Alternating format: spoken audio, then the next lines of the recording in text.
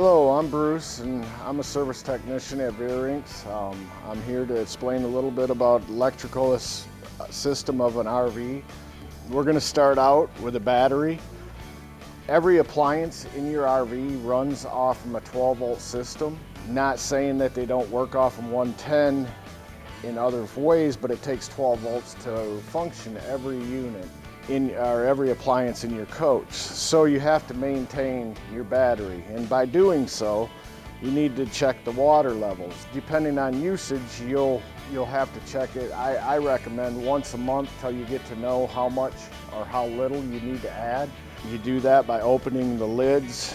Take a screwdriver, just pop them open. Make sure that the plates are covered in the batteries. Add distilled water. Make sure that it is distilled water.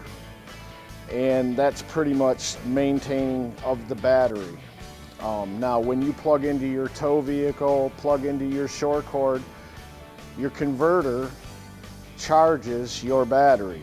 Now, there is inline circuit breakers that go to the battery, and if you hook up your battery backwards or get a power surge or such, it can cause these breakers to go bad.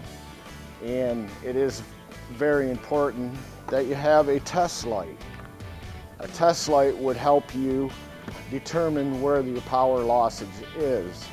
Most of your appliances in your coach, you have to maintain at least 10.5 volts for them to function. So test light voltage and your proper voltage coming into your coach is, I've got a little meter here. I've also got other ones that we sell here that can show you that, and you can plug them in your kitchen, any outlet in your coach to make sure that you have proper voltage coming in. If you don't have that voltage, your appliances will not function as they should. But even though that you have 124 volts, when you start turning on air conditioner, microwave, you got to think about amperage. You only have 30 amp service on some, 50 on others. You can't run everything at one point in time. Fuses in your converter, very important to carry extra fuses. Not always do they go bad, but when you're out there, you want to make sure that you have them in case a water pump, a furnace, or so on and so forth. Like I said in the beginning, every appliance functions off from a 12-volt system. Your 110 power goes into your converter and converts 110 into the 12-volt system. Your refrigerator, in order for your eyebrow board to even light up, you must have the proper 12 volts there. Otherwise, your 110 will not function, or gas. I also have here for in parks to check to make sure that you're getting the proper polarity. It's very important that the ground and the neutral aren't reversed. You could really mess up a lot of appliances by having that. I've also got disconnects, different style disconnects for storage reasons. When you're storing, you still have simple little things like your LP detector that draw not a lot, but they can drain the battery within 7 to 14 days. If you leave a power booster on, it can drain the battery within 3 days.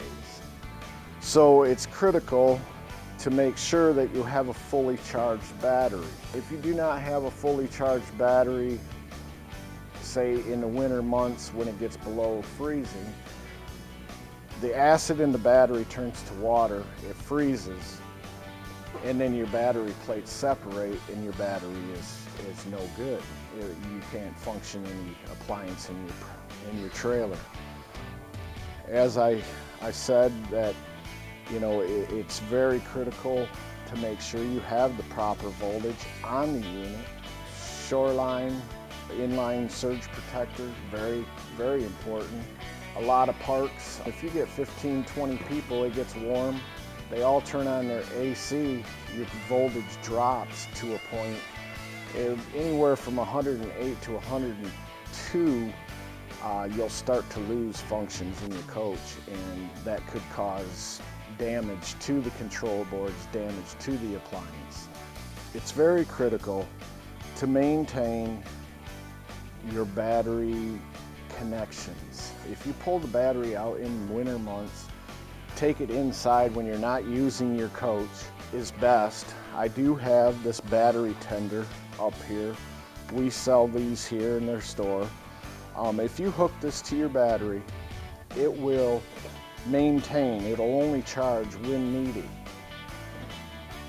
Keeping a fully charged battery will keep it from freezing, keep it updated. You want to also check the water levels in that state. And now I'm going to open up for any questions.